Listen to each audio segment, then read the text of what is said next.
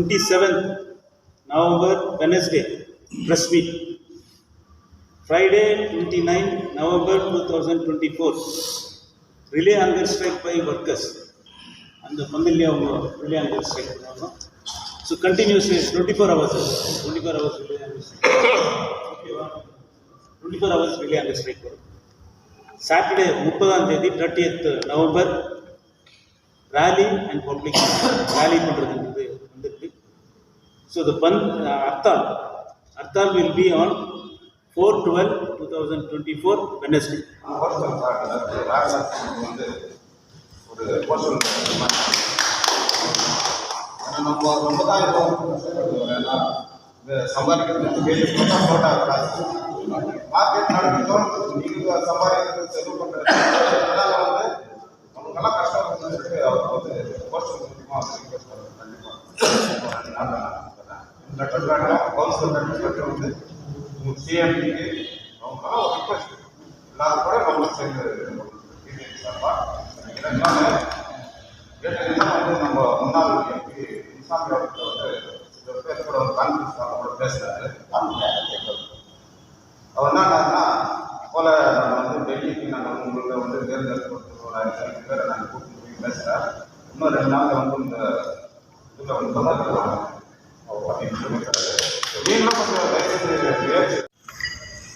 கூட்டியிருக்கின்ற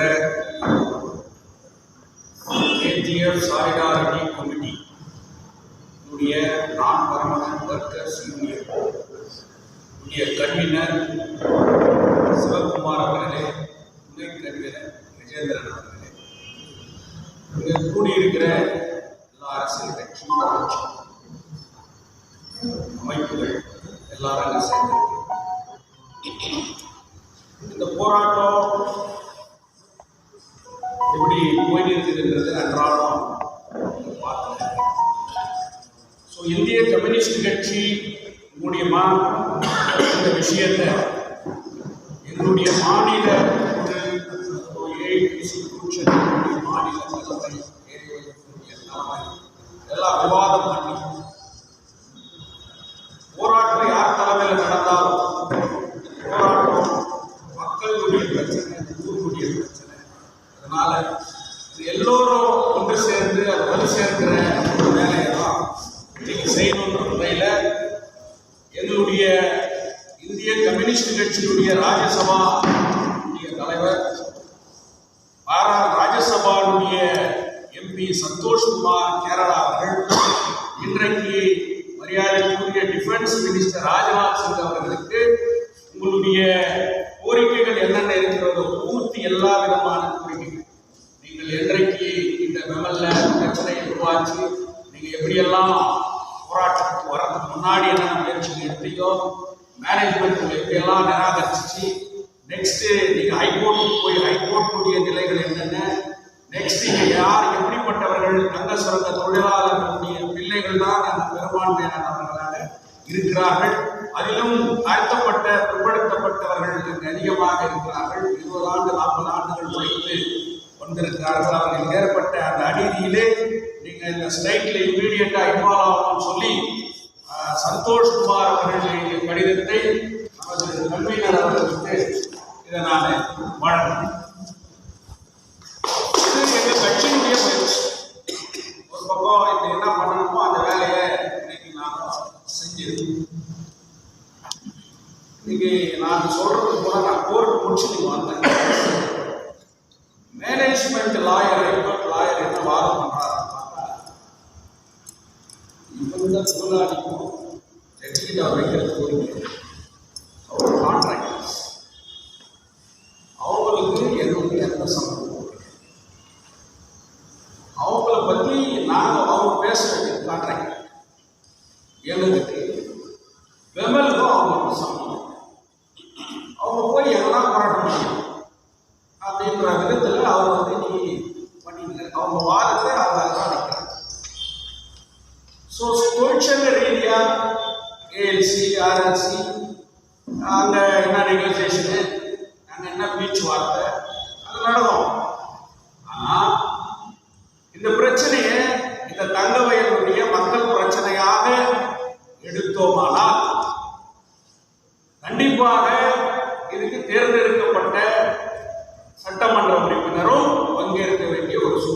வரணும். முன்னாள் சட்டமன்ற உறுப்பினர்களும் இந்த ஊர் பிரச்சனை வரும்போது அவங்களும் ஒன்றுபட்டு இதுல வரணும். நகரசபையில் இருக்கக்கூடிய எல்லா கவுன்சிலர்களும் இது நம்ம ஊரு நம்ம பிரச்சனை வரும்போது அவங்க கூட இதுல வரணும். பாராளுமன்ற உறுப்பினர்களும் இது எங்க ஊரு எங்க பிரச்சனை அப்படின்னு சொல்லிட்டு சொன்னா அவங்களோட இன்வால்மெண்ட் ஆகும். ஸோ அது இன்வால்மெண்ட் ஆகணும் அப்படின்ற சூழ்நிலை வந்தா எந்த விதத்துல இந்த போராட்ட முறைகளை நாம மாற்றணும்ன்றத இப்போ இங்க ஆலோசனை. இன்னைக்கு கன்சிலேஷன் 28ஆம் தேதிக்கு நாம பேசுறோம் அப்படின்னு சொல்றாங்க. அது வெறும் ஒரு தொழிற்சங்கம் இவங்க போறாங்க பேசுறாங்க, அவங்க இதை ஒத்துக்கிறது இல்லை, ஏதோ ஒரு அக்ரிமெண்ட் பண்றாங்க, அது பண்ணாக அந்த பிரச்சனை அன்னைக்கோட முடிச்சுக்கின்னு இவங்க ஜெயிச்சு வேலைக்கு போறாங்க. அப்போ அதோட இந்த பிரச்சனை முடியல. அப்போ அது வரைக்கும் தான் இந்த போராட்டம் அப்படின்றதெல்லாம் கூட பார்க்கணும். அப்போ நிரந்தரமாக இந்த வெமல் இருக்கணும். ஏன்னா பாதமே நீ யாரோ நான் யாரோ, கான்ட்ராக்டுக்கு வேலை வந்துக்கிற உன் கான்ட்ராக்ட் வேலை நீ வேலை செய்யலைன்னா போ அப்படின்ற வாதங்கள் வரும்போது இங்க நிரந்தரமாக்கு நாங்கள் 20 வருஷமா கஷ்டப்பட்டுருந்தோம் அப்படின்ற சப்ஜெக்ட் எல்லாம் நாம வச்சு பேசும்போது இந்த ஊர்ல நம்மளுக்கு மைண்ட் செட், இந்த ஊர்ல இன்னைக்கு இன்னொரு தொழிற்சாலை வருதுன்னு இருக்கலாம், ஆனா தொழிற்சாலை இல்லை, இருக்கிற தொழிற்சாலை இல்லை.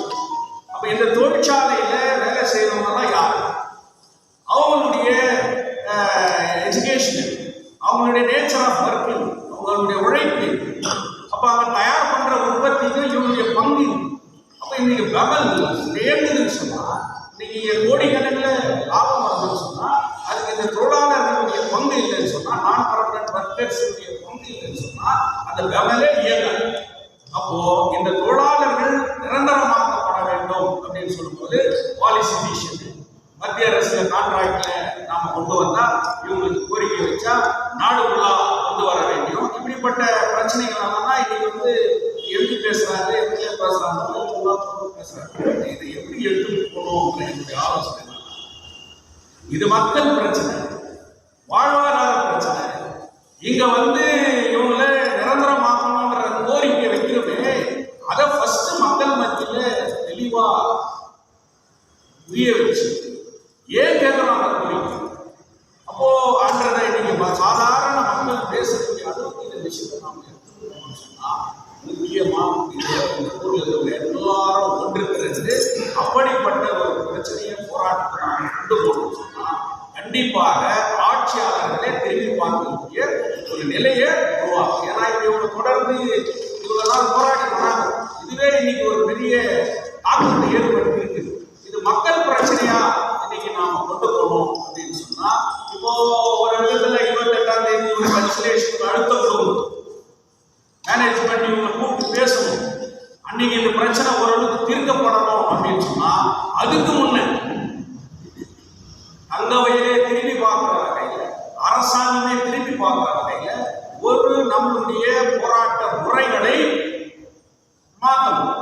அது ட்ரேட் யூனியன் அஜிடேஷன்ல ரிலே அண்டர் ஸ்ட்ரைக் பண்றது, அது அவங்க தொடர் உண்ணாவிரத போராட்டத்தை மாற்றி மாற்றி பண்ணும்போது அந்த போராட்டத்தினுடைய தாக்கங்கள் அதிகமாகும்.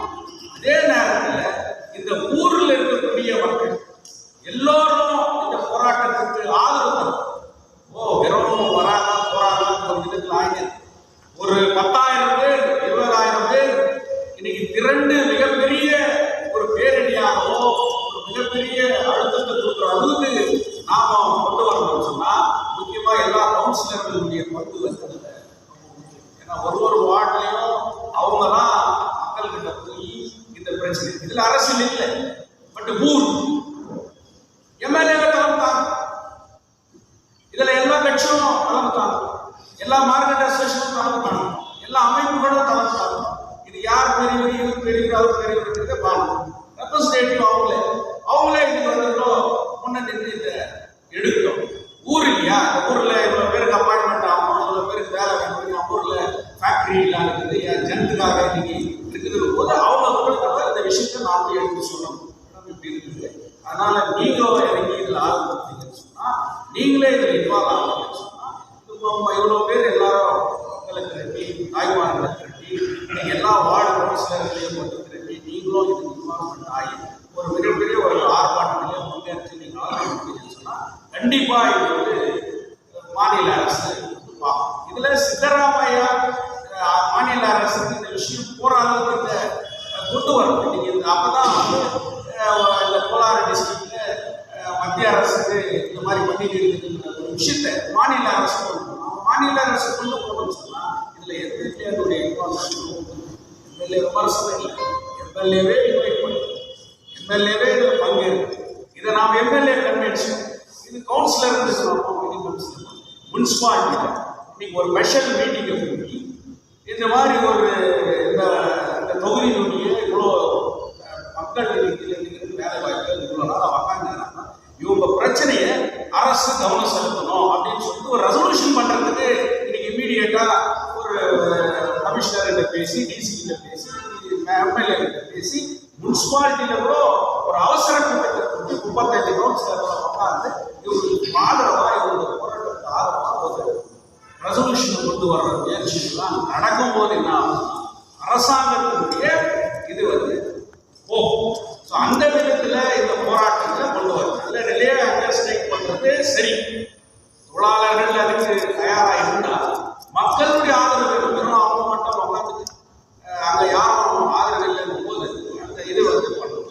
இந்த கல்லூரி மக்கள் இது எல்லாத்தையும் வந்து நாம் மீட்டிங் பண்ணணும். அதனால 28ஆம் தேதிக்குள்ளும் ஏன்னா பேச்சுவார்த்தை நீங்கள் வாய்ப்பு நினைக்கிறேன் 28 நான் ஏதோ ஒரு அமைப்பு நீங்கள் டேட் கொடுங்கன்னு சொல்லி தான் அதை நீங்கள் டேட் வாங்க.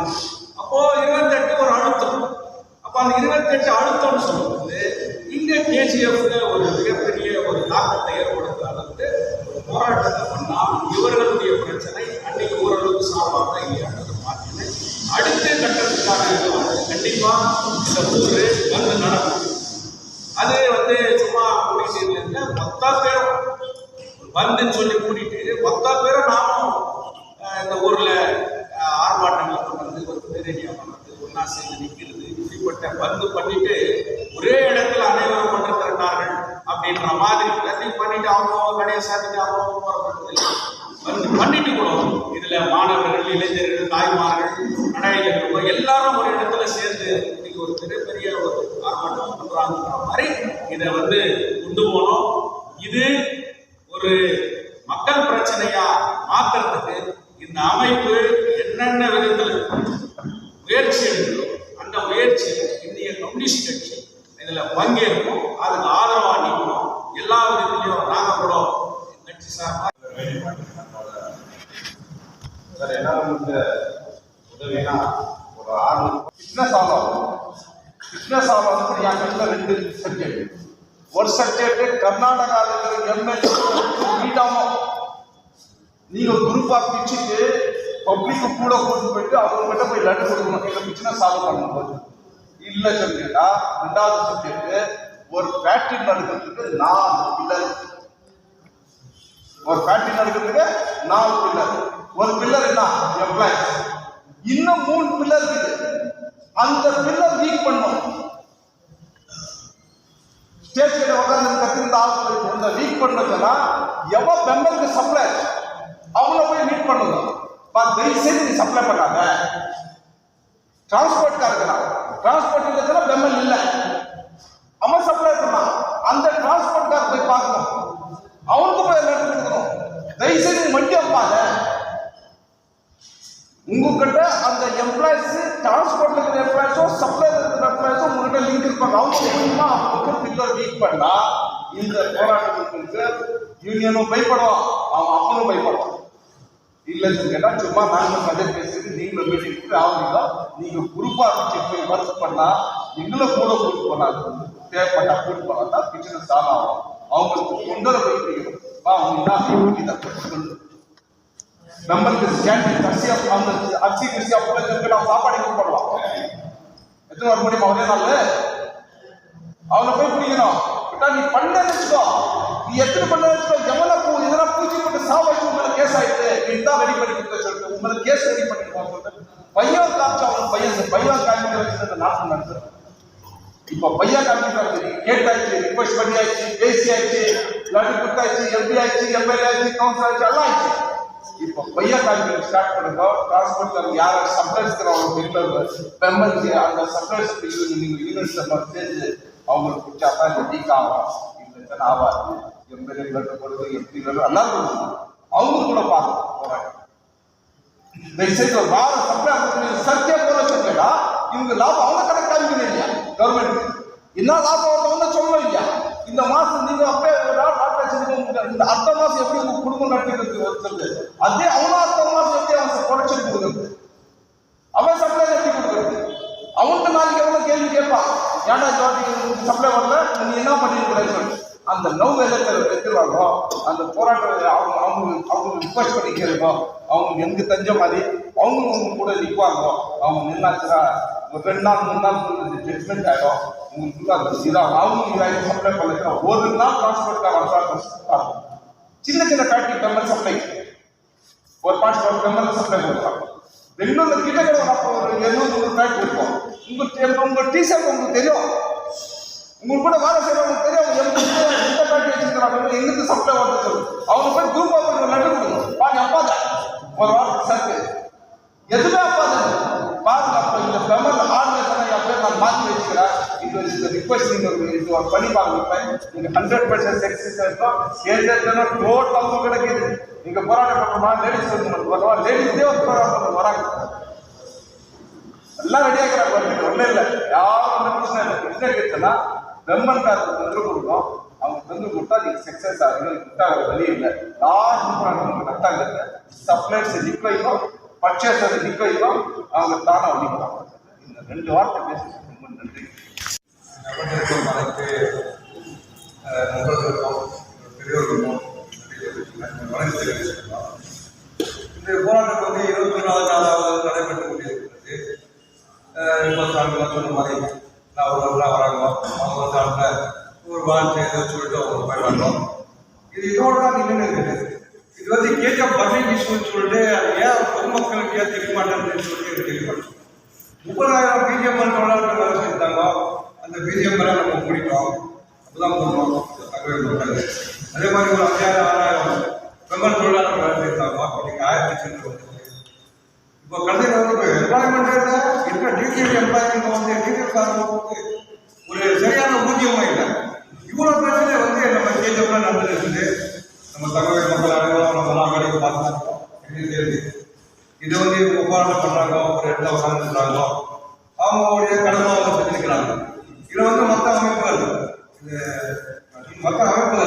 எல்லாம் சொன்னா வாலண்டியர் ஆர்கனைசேஷன் நாங்கள் அதுக்காக இதுக்காக சொல்லிட்டு அவங்க ஏன் போராட்டம் பண்ணிருக்கல அப்படின்னு சொல்லிட்டு கேள்வி கேட்டுருக்காங்க. அதனால வந்து இது வந்து கேஜப் இஷ்யூ. இந்த கேஜப் இஷ்யூன்றதுனால வந்து நம்ம எல்லாரும் ஒருத்தரும் இதுக்கு வந்து நம்ம வந்து ஆர்வம் தெரியும். ஒரு எக்ஸாம்பிள் சொல்ல போனாக்கா இப்போ எலெக்ஷன் நடந்தது. அந்த எலெக்ஷன்ல ஒருத்தருக்கு ஒரு நாட்கள் தேர்ந்தெடுப்பாங்க. அவங்கெல்லாம் வந்து எவ்வளோ வந்து அவங்க முயற்சி எடுத்தாங்க, எவ்வளோ பேர் கேள்வி பண்ணாங்க, எவ்வளோ பேர் முன்னேற்றம் வந்தாங்க அப்படின்னு கொஞ்சம் யோசனை பண்ணணும். நான் சொல்லி கொண்டே கேட்கிறேன். பொதுமக்கள் இவங்க வந்து முன்னாடி வரணும். இது வந்து பொதுமக்களுடைய எழுச்சியாக வந்து வரணும் சொல்லிட்டு நான் கேட்டுக்கிறேன். அது ஏன் எழுச்சியாக மாறாமல் இருக்குது அப்படின்னு சொல்லிட்டு நாம் அனைவரும் கொஞ்சம் யோசிக்கணும்னு சொல்லிட்டு நான் கேட்டுக்கிறோம். பாதி பேர் இங்கே உட்கார பாதி பேர் இதான் இல்லாட்டி டிசி ஆஃபீஸில் உட்கார இல்லைன்னா தான் நம்ம தहसीलदार ஆஃபீஸில் கூட உட்காரலாம். என்ன கேட்கிட்ட உட்காரலாம். உட்காந்து நம்ம ப்ரொடெஸ்ட் பண்ணாக்கா அவர் இன்னொரு சஜஷன் இப்போ ஒரு இது கேஸ் மூவ் பண்ணிக்கிறீங்க இவ்வளோ உட்காந்து இவ்வளோ உட்காரக்கூடாது. இது 2 பக்கமாக நடக்குது. ஒரு ப்ரொடெஸ்ட் இன்னொன்று பேச்சுவார்த்தை. நம்ம பேச்சுவார்த்தைக்கு போகிறோம். பேச்சுவார்த்தைக்கு கோர்ட்லேருந்தே நம்ம கமிஷன் அப்பாயிண்ட் பண்ணிக்கணுமா சாப்பிட்டு ஆகுதுங்களா? அதாவது பேச்சுவார்த்தைக்கு என்ன ஆகுது? அது வழி சேரணும். கவர்மெண்ட்ல சிஎம் கிட்ட போயிட்டு சிஎம் கிட்ட அப்பாயின்மெண்ட் வாங்கி அவங்ககிட்ட பேச்சுவார்த்தை நம்ம எதனா ஒரு வழி தேடி பேச்சு உட்காந்து ஆனால் இன்னும் நம்ம தீவிர காமிக்கணும். ப்ரொடெஸ்டும் பெரிய ப்ரொடெஸ்ட் செய்யணும். ஆனால் சைலண்டாக பண்ணால் பிரயோஜனம். சின்ன சின்ன ப்ரொடெஸ்ட் சின்ன எத்தனை பேர் உங்ககிட்ட வந்திக்கிறாங்க அவங்களுக்கு திருமணம் ப்ரொடெஸ்ட் செய்யணும். சின்ன சின்ன ப்ரொடெக்ட் டெய்லி ப்ரொடெக்ட் இது அது மாதிரி நம்ம காமிக்கணும். பெரிய ப்ரொடெஸ்ட் கொண்டு பேசிட்டு அறாம உட்காந்துட்டோம். அவங்க ஒரு நாள் பந்த் பண்ணிட்டோம், அவங்க சும்மா உட்காந்துருப்பாங்க. அப்படியே டெய்லி ப்ரொடெஸ்ட் ஆகணும், டெய்லி ஒரு மெமோ போனோம், டெய்லி கொஞ்சம் தோன்ற ராஸ்தா பிளாக் ரோடு ஒரு நாள் அதுவும் பண்ணுவோம். பண்ணாக்கா கேரண்டியே சக்ஸஸ் கிடைக்கும். எம்ஜி மார்க்கெட் வியாபாரிகள் சங்கத்தில் நடத்துகிறதா என்னுடைய ஆலோசனை, இந்த போராட்டம்னா மறுமுறை நாங்கள் போராட்டத்தில் பேச போச்ச மாதிரி இந்த பெரிய அளவில் பிரச்சாரம் பண்ணணும். இந்த கேஜிஎஃப் அளவில் பார்க்குறதுக்கு மாவட்டம் முழுக்க இதை கொண்டு போனால் நாங்கள் பேசணும். வைரஸுக்கு அதுதான் எங்களோட தேவை. இந்த மக்கள் பிரச்சனையாக கொண்டு போகணும். இது வெறும் கேஜிஎஃப்ல மாத்திரம் பண்ணுறதை விட பங்கார்பேட்டை, கோலாறு அங்கெல்லாம் கூட நமக்கு தொடர்பு இருக்குது. அவங்களெல்லாம் அணுகி அவங்களுடைய ஆதரவையும் வாங்கி இங்கே செய்யக்கூடிய போராட்டம் ஊர்வலம் பண்ணணும்னு பெரிய அளவு ஊர்வலம் பண்ணணும், அதுக்கப்புறம் பந்து பண்ணணும் அப்படின்ற ஒரு தீர்மானம் டிஸ்கஸ் ஆகிட்டு கேள்விப்பட்டேன். தயவுசெய்து போராட்டம் பந்துங்கிறது காலையில் சாத்திட்டு சாயந்தரம் நடந்துட்டாக்கா அது எல்லாருக்கும் தெரிஞ்சு 6 மணி நேரம் சாப்பிட்டாங்க அப்படின்ற மாதிரி 24 மணி நேரம் பந்து பண்ணால் நல்லா இருக்கும்னு சொல்லி ஒரு நாள் பந்து பண்ணணும். அப்போதான் இந்த அரசாங்கம் போகும். நம்ம சொர்ணா எக்ஸ்பிரஸ் சொர்ணா ட்ரெயினை நிறுத்தணும். கேஜிஎஃப்ல எந்த ரயிலையும் போக விடாமல் ரயில் தடை செய்யணும். அப்போதான் பெங்களூரில் தொழிலாளிகள் போகலாம். கேஜிஎஃப் பிரச்சனை பெங்களூருக்கு செய்யணும். அதே மாதிரி இங்கே 2 நாள் கடை சாப்பிட்டு இருந்துச்சுனாவோ பஸ் இல்லாமல் இருந்துச்சுனாலும் சுற்றுப்பட்ட பெங்களூர்லேருந்து வரக்கூடிய பஸ்ஸுங்க வேலூர்லேருந்து நம்ம ஊருக்கு வருது, பெங்களூர்லேருந்து வருது, இந்த பக்கம் குப்பத்துலேருந்து வருது. இங்கெல்லாம் கேஜிஎஃப் போகிறதுக்கு இங்கே 2 நாளாக பஸ் போகிறதில்ல. ஏன் போகிறதா தொழிலாளர்கள் பிரச்சனைங்க அவங்க போராட்டம் பண்ணி இருக்கிறாங்கன்னு குறைச்சி விஷயம் பரவலாக போகும். அண்ணன் சொன்ன மாதிரி இங்கே இருக்கிற 6 எம்எல்ஏக்கள் அவங்ககிட்ட இந்த தொழிலாளர்களுடைய கூட்டமைப்பு என்ன இருக்குதோ ஒரு முறை சந்திச்சு பேசுறது நல்லா இருக்குன்னு எனக்கு ஆலோசனை. அவங்கள சந்திச்சு அவங்கள ஒன்றா சேர்த்தா அதை விட பெரிய சக்தி எதுவும் இருக்காதுன்னு நினைக்கிறேன். அவங்க அரசியல் வேறு வேறு இருந்தாலும் கூட குறைஞ்சபட்சம் ஒரு கட்சியில் இருக்கக்கூடியவாத ஒன்றா சேர்க்கலாம். 3 பேர் காங்கிரஸ் எம்எல்ஏ இருக்கிறாங்க, அவங்களாவது சேர்க்கலாம். 4 பேர் இருக்காங்க. 4 எம்எல்ஏ சேர்ந்தாங்கன்னாக்கா சிஎம் கிட்ட போறதுக்கான வாய்ப்பு இருக்கும். ஏன்னா இந்த மாவட்டத்தில் பொதுவாரியா அந்த கட்சிக்கு எல்லாம் வாக்களிச்சிருக்கிறாங்க. அதனுடைய மனவேதனை கூட மற்ற கட்சிக்கு இருக்கலாம். யார் நம்மளால பயனடைஞ்சாங்களோ அவங்ககிட்ட போயிட்டு நம்ம போயிட்டு முறையிட்டு அவங்கள ஒன்றா சேர்த்து இதில் முதலமைச்சர் கவனத்துக்கு போகலாம். முதலமைச்சருடைய ஆதரவு நம்ம கட்சியாக இருந்தால் மிகப்பெரிய சக்தியா இருக்கும்னு என்னுடைய கருத்தா இருக்கு. தயவுசெய்து நடத்தக்கூடிய போராட்டம் 2 நாள் பண்ணணும், 24 மணி நேரம் பந்து பண்ணி ஊர்வலம் வந்து பழைய ஊர்வலம் நம்ம பார்த்துருக்கோம். சின்ன வயசுல நாங்கள் படிக்கும் போதெல்லாம் பார்த்துருக்குறோம். மாணவர் எழுச்சி எப்படி இருந்துச்சு, பிஜேபி இருந்துச்சு, அந்த மாதிரி இருக்கும். எதை கூப்பிட்டாங்க கவர்மெண்ட்கார கூப்பிட்டாங்க போகிறோம் வர்றோன்ற மாதிரி இல்லாமல் உணவு குடும்பமா நம்ம குடும்பத்துக்காக தான் நம்ம என்ன செஞ்சுன்னு இருக்கிறோம். ஊரில் வாழக்கூடிய குடும்பத்துக்காக தான் ஆணும் பெண்ணும் குழந்தை குட்டியோட வரணும் என்னுடைய வேண்டுகோள். அந்த மாதிரி ஒரு உணர்வுபூர்வமான போராட்டம் கண்டிப்பா இருக்கு, வெற்றி கிடைக்கும். அந்த வெற்றியை நாம அடைவோம்னு நான் சொல்லி என்னுடைய ஆலோசனை 24 மணி நேரம் பந்து பண்ணும். ஊர்வலம் பண்ணுவது பெரிய அளவில் ஊர்வலம் பண்ணுவது தொழிலாளர்கள் மாத்திரம், வாலிபர்கள் மாத்திரம், தொழிற்சங்க தலைவர்கள் மாத்திரம் இல்லை, குடும்பத்தோடு போராட்டத்தை கலந்துக்கணும். இதுக்கு வியாபாரி கூட ஆதரவு தரும். கண்டிப்பா 24 மணி நேரம் பந்துக்கு வியாபாரி கூட இருப்பாங்கன்னு நான் நம்பி இந்த வாய்ப்பு